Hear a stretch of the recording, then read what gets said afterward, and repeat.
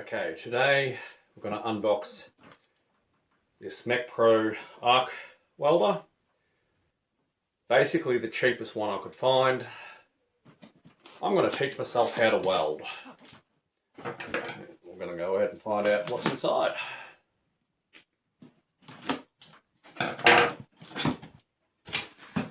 There goes my invoice.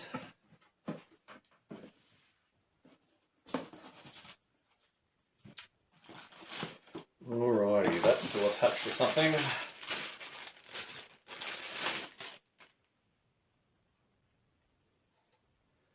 That would be the ground cable.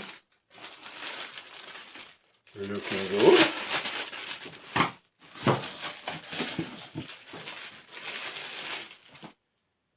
Here we go. That's the business end of the welder.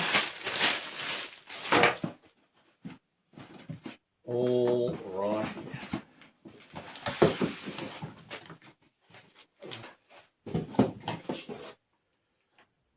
There we have our instruction book. Now I'm going to be able to sit down and read everything. Now I was given the impression that this came with a handheld mask. Unfortunately, it comes with no such thing. So before I even get started, I need to go out and buy me a mask. Look, disappointing that it didn't come with basic safety gear. It should have come with at least a handheld mask. But that's it. Now I'm not plugging this in until two things. I've read the book and I've picked myself up a welding mask because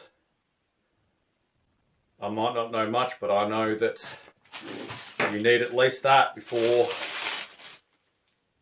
you do anything.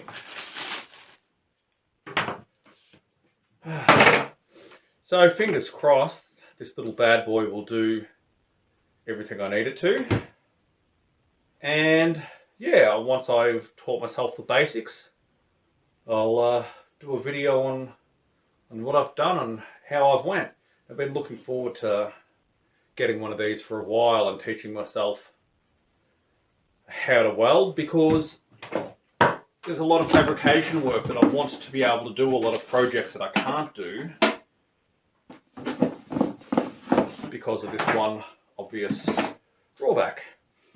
So now, yeah, I'm going to sit down and read the manual, and that'll do.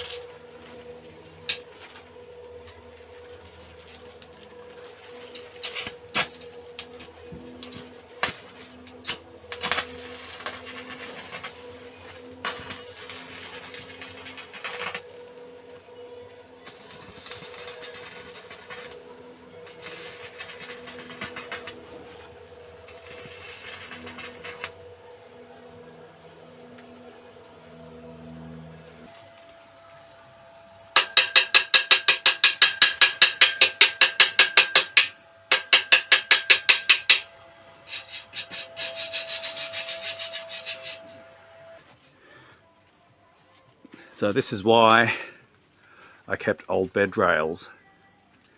Now I'm not sure how much either camera will be able to see, but I did in the end find the striking method easier than the tapping method. And the biggest difficulty I'm having is not being able to see anything through there. Guesswork. So I'm going to go ahead and keep clearing off some of this painted metal, and we're going to keep on trying until I get something that's a lot neater than that magma flow.